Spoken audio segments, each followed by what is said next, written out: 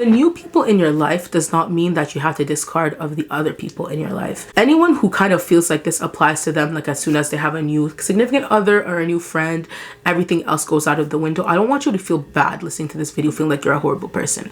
No. The aspect of novelty in giving a new person the space to get to know them and giving them a little bit more time is not a problem, insofar as you do not neglect the people in your life that have already been there.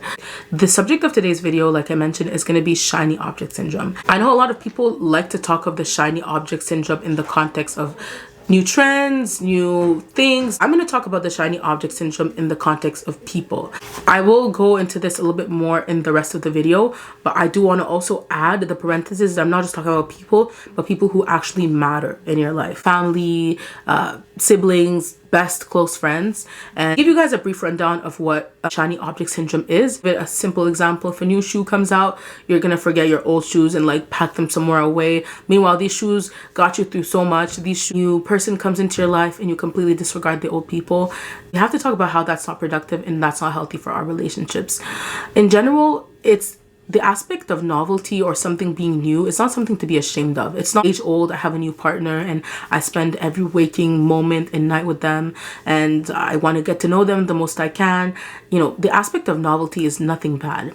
But where it becomes problematic is when, because of this new person, you completely neglect everything else that you have in your life. The people who are already in your life, who have supported you. In high school, I remember I used to be one of those people that, instead of going out with my family, I'd prefer going out with my friends, which is something I will never do right now. Really, it's a part and parcel of like women and growing up as a girl. Like your friends are everything in high school. I mean, at least for me. But I know through speaking with other girls, I know this is not something that's just an isolated case that is related to me. The new people in your life does not mean that you have to discard of the other people in your life.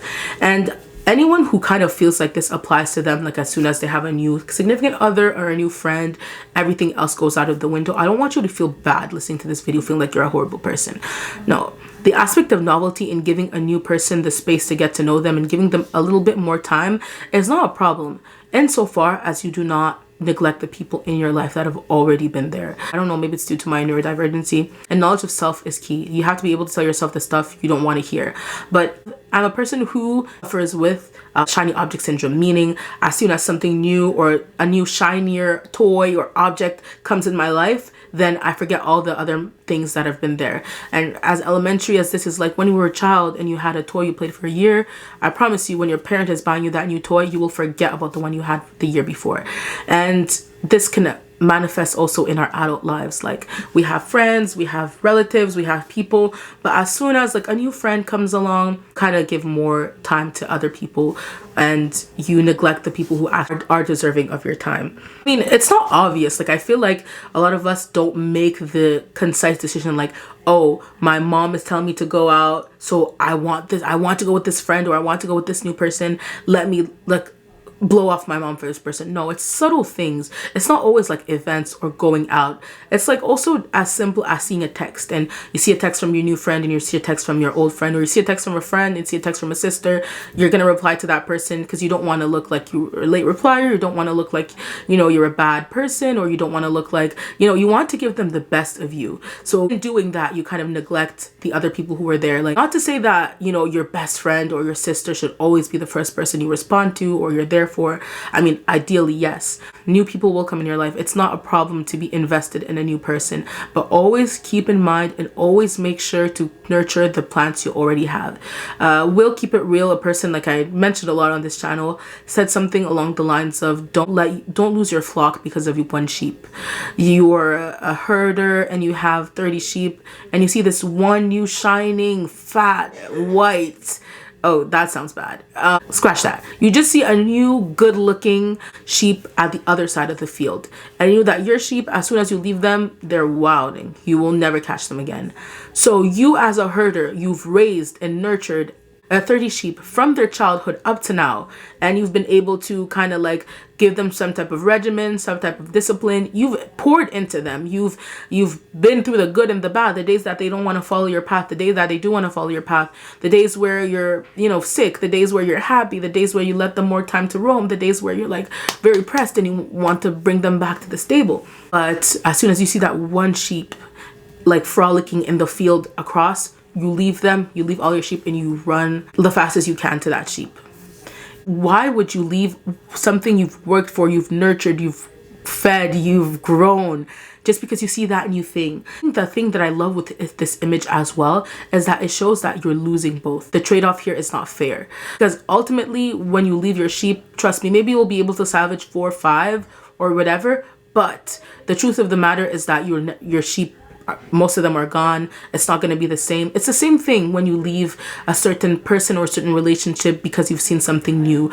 You're kind of communicating to them that, yeah, not really my priority now, or you're not really, what I deem as a priority now. And people feel that. People can feel when they see that you were their everything and right now you're kind of like taking the back burner on their life, especially if it's a person that you know of and the person like that knows everything about you. Like, for the people I'm close to, I know their work schedule. I know, well, for the most part, I kind of do.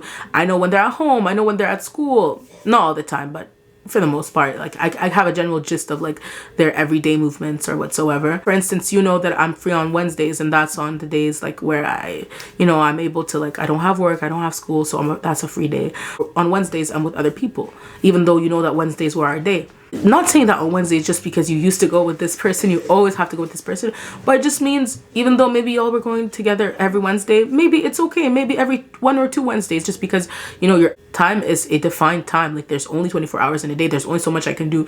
So not saying that you have to constantly remain bound to the same people forever. It just means that even though you have other things that other people you're getting to know of, doesn't mean you have to completely let them go. If you really want the best of both worlds, although it might take you more time to herd all of your sheep and go to that new sheep, that's what you're going to do. You're going to round up your sheep, even though it's going to take you maybe an hour or two more than if you were to just leave them and run. Do that. Go with them, run with them. And if the person, like the new shiny sheep you wanted to get, is something that was going to be in your life, always believe that everything is divinely like aligned. Like the 2 hours it takes you to bring your flock and to go there and the sheep is no longer there, that it was not meant for you. But there's nothing that is meant for you that would require you to leave everything you have to meet them or to get them. You don't need to leave everything you have to get a new person. I know it's a process where actually we're gonna have to adjust to each other. But do you know how stupid it sounds? Like, oh, you meet a new person, and let's say you're a full-time student, but you start skipping classes to meet that person. No, we're gonna have to find a time where it's both of us can live our lives and honor our commitments to other people. And although, yes, I might want to spend more time with you, that can be done by other means, not by stepping on other people's toes. It's like I said, like in the time, like if I have a new friend and they want me to go out on a day and chill with them, and my sister wants me to go to our regular cafe that we usually study in, I would tell my sister, no, like today I'm going with someone else, That is something I will no longer do now, because in a sense, you have these people, your sisters, your siblings, your friends, they were here for you in your good and your bad, in the moments where you're sad, the moment where you needed them. So once is not an issue. Like, I don't want to make this sound like, because otherwise you would never be able to make space for new people in your life. But do this consciously, keeping in mind there's other people that you have to honor your commitments with. There's other people that you still have to give them the due time you have to give them, because sometimes your judgment is clouded and you feel like, everyone around you is these people, like I said, that you have to make time for. But when shit hits the fan is when you're actually going to realize, oh shoot, no, I remember, like, this is a person I did not really give their due time. And this for me was a rude awakening, because I have people that, have stood, alhamdulillah, the test of time, that I can think as far as, my most conscious years, they've always been a factor in my life. And this can go for family and even friends. And I'm a little bit, like, if I can say, mitigated between this, because I do believe that some friends become family. So when I say family, I include them in it. The person I am, I love going to activities, I love doing new things, I love having new hobbies. So oftentimes I'm so split in all different directions that I realize that I've been neglecting. Like, I don't spend as much time with my mom, I don't spend as much time with my dad, with my siblings. Heck, I don't even spend enough time with my closest friends. This video makes you realize, and certain person comes to mind when I speak about feeling like there's some people that you neglected. Tell them, give them their flowers. Not as far-fetched as saying that the person you're thinking about today, something can happen to them, and you really want them to go without you telling them how you really felt about them. To be honest, for me, it was a rude awakening. Like, this winter arc is really, this last quarter of the year has been, the brunt of my year has been kind of slow, if you can say. But this end of year is where, like, I feel like it's kind of like when you're in school and learned all of this material, but when push comes to shove, you actually have to apply this material. And I feel like that's kind of in the phase where I am Q4 wise. While I was applying this material, or just being able to like go through the multiple tests I've been going through, I realized that there was a person in my life that has always, I mean, like, always been there, always.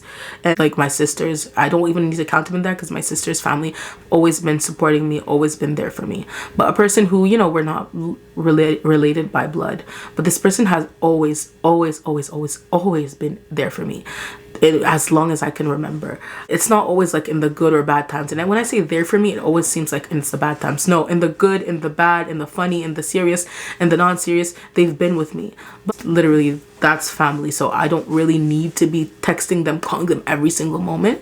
Yeah, I don't need to tell my sister that I love her for her to know that, or I need to tell my parents every day that I love them. Like, actions speak louder than words.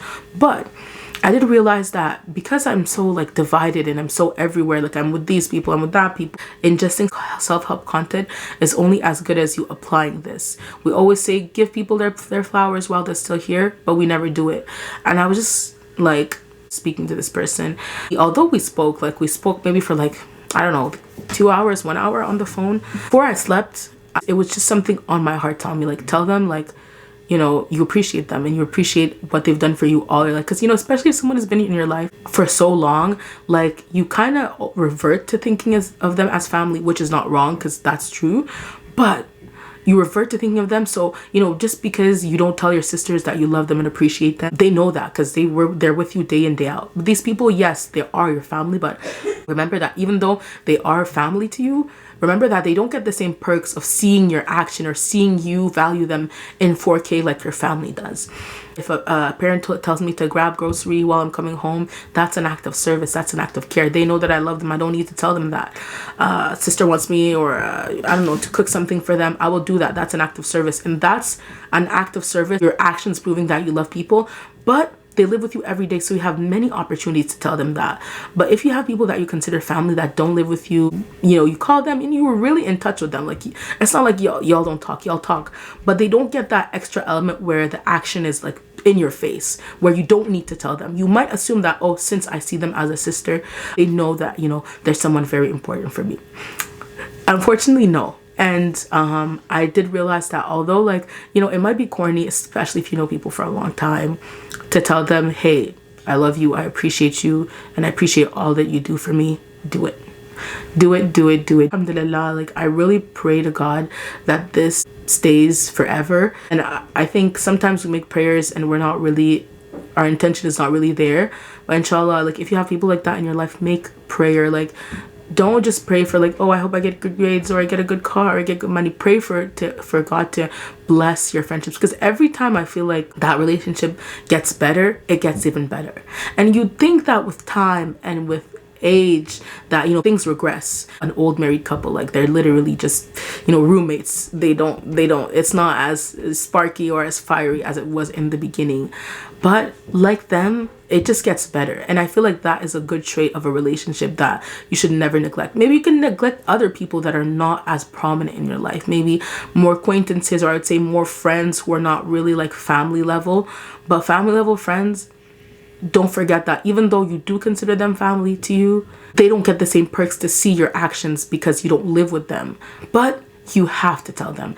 And honestly, like I said, there's someone that crosses your mind while you're listening to this video, pause what you're doing and go tell them. Words of affirmation are not just reserved for your boyfriend or for your husband or your significant other or your parents or your siblings. We should normalize saying to people how they really mean to us. And sometimes, yes, it does take a shitty situation to be able to see those that you really love and appreciate, and to be able to be mature enough to say, like, hey, I feel like I've neglected you, and you know that I love you, but I could have done more. I could have been more present. And just don't say that. Let your actions prove it. Like, a lot of times we love saying stuff, but our actions don't pull through. Yes, the first step is telling that person, hey, like, this is how I feel about you. But you also have to put the action. So wrap this video up is to say, It's okay to have new things, new experiences, new interests in your life. Just make sure that, yes, it's an opportunity cost. Some things, some relationships are going to get put on the back burner because you're venturing new things, meeting new people. But there are just some key relationships in your life that should never be budging, that should never be put on the back burner. And yes, like obviously less time will be spent with them because you're only one person. You can't divide yourself and clone yourself into a million different people. But there's some relationships that are non-negotiable and that you cannot put on the back burner. Unless it's like something going on in your life where you're putting everyone on the back burner. There's some relationships you continually have to nurture, and don't take these people for granted. And thank and pray to God that these relationships stay forever in your life. Like the same way you're praying hard for health, wealth, success, pray for God to keep those people in your corner there forever. And tell them words of affirmation. So that's all I had to say for this video. I hope you guys have a productive week ahead. I can't wait to see you guys on the next video. Take care. Tamaria.